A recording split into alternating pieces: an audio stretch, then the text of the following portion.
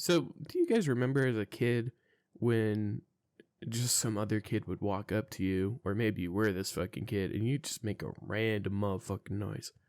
Like, I remember all the time, like, all the way up until junior high, kids would walk up to me and just, like, make some stupid ass noise, go like, meep, and then, like, walk away like they didn't do fucking anything. As a kid, you don't really care. You don't give a fuck what the other kids are doing. Fuck that kid. That kid could die in a hole. I don't care if he walks up to me and makes a noise. As long as my day's not ruined, I don't care about him. But after you get to high school, and when you start, like, really becoming an adult, that's when it kind of clicks that, oh, maybe this noise bullshit won't stop. Come high school, that's when you realize it's not just like a kid thing. It's like a individual thing. When a kid does it, it makes sense. But when a grown man walks up to you and has like a small autistic episode in front of you, that's when you start like questioning some things. It gets really bad when you work a career job, you know, those jobs people plan on keeping for the rest of their lives. And it will like show you how much Common Core has failed as a system. Because some of these people have not matured or improved in any way since past high school. The only difference between them and high school them is the fucking beard on their face. Granted, it's not necessarily a bad thing. Just gotta enjoy life, you know?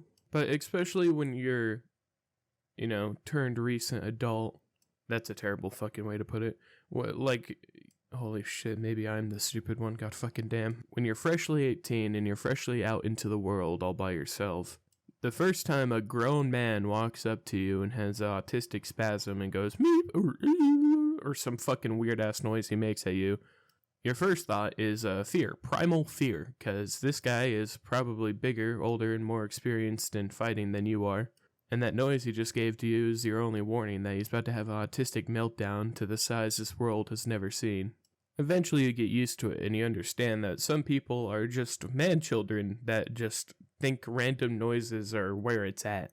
Granted, I'm not the cream of the crop comedian myself, but I feel like we could try a little harder. Anyways, the first time I had to witness a grown man doing his comedy routine, I guess, I was working at this metal fabrication shop, and this guy named, let's call him Tom, because God forbid if I remember his actual fucking name. I'm sitting there working, cutting on these panels to size so we can put them on roofs, and we were all in the same room. Every single person who worked in that shop, which was like 10 people, if even that. He was in the little corner, he was using the big old laser machine, and he just randomly, out of fucking nowhere, out of left field, this motherfucker just goes, "We gotta destroy it! We gotta destroy it now!" What? Destroy what? Good sir, I'm about to be the victim of a schizophrenic terrorist attack. CIA said they're dealing with my shenanigans no longer and activated one of their nearby sleeper agents. Worst part was, I was shooting bricks, but no one else was reacting to it. Everyone just, like, kept staring off in the distance. Like, he didn't even say anything. And I'm just in awe. I'm terrified, and I'm just like, okay, so is no one acknowledging the active threat in the room right now, or... And then this motherfucker keeps going. He just hits me with the, "It's the only way to kill Man-Bear-Pig. We gotta close the cave." Oh my mother lord. This guy was quoting South Park. That's like the last shit I'm thinking about while I'm working is like TV shows and shit. This guy's sitting there quoting South Park to a T. So I walk out of the room to grab something, and I see this big old tablet, and it's fucking playing South Park. This guy has like Bluetooth headphones in, and he's listening to South Park as he works. Which is fine by itself. What's not fine is making me think that you're an active terrorist. And you think that would be the end of the story, but it gets worse. A couple days pass, and I kind of get used to Tom's shenanigans. He's just kind of, you know, vibing. He's doing his thing. And my boss, my manager, we'll name him Chad. He just walks up and he fucking joins him. Which, at this point, would seem whatever, but let's get one thing clear. This guy doesn't have the same headset my boy Tom does. So for like the first half, my boss is sitting there repeating whatever fucking nonsense comes out of this guy's mouth. And they're like doing the impression on top of it, so it's like even worse. Eventually, Chad puts together what episode he's on without the fucking need of the headset. Turns out he's on one of the Special Olympics episodes where they're making fun of the Special Olympics. So I'm there trying to do my job, and there is two full-grown men. These people are like in their 40s. going, yeah, dummy, yeah, I'm retarded, dummy. At this point, I was thinking about going to my boss's boss, his name's Matt, and just inform the guy that 2 of his employees are currently having an autistic meltdown. I wish that was the end of the story, but that's not it. There's another part of the job where after you're done fabricating the metal, you gotta get on the roof and install it. So, yeah, I was technically a construction worker, and most of you are like, okay, well, if you're working construction, yeah, no shit, they're fucking stupid. Like, cut me some slack. I knew construction workers are stupid, but I didn't know they were autistic meltdown stupid. But you know that one guy from the inbred family, like, they did, like, a documentary or some shit on them? It's, like, the most inbred family in America.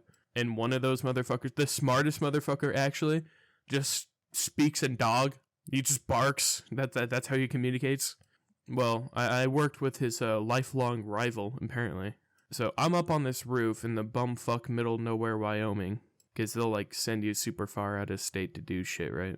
And there's only 4 guys up here. This dude named Alfredo, Tommy, and his grandfather, Salvador. Now, don't quote me on this, but I'm almost 100% positive that Alfredo and Salvador are from Mexico. They immigrated to America. They're not illegals or anything. I know they're citizens. I see them do, or I used to see them do citizen shit all the time. Get their IDs checked out at tolls and shit. Okay, maybe I didn't need to explain that part. That was like low-key super racist. But the point being is that they don't speak English the best. Alfredo's English is fine. It's like sometimes he messes like a word up or two, but he's usually pretty good. But I guess Salvador's English is on more of the worser end. He kind of just like learned English and then immediately forgot it, so he'll like remember it from time to time. Anyways, I'm up on this roof, and Salvador, he looks at me and he just goes, meow.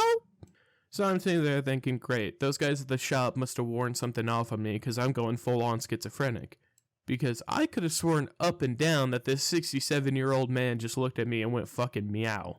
So I'm like looking at him to like make sure. I'm like, oh, you probably just said something in broken English. And then he goes, meow. No, he's meowing at me. He is 100% meowing at me. I'm not imagining that.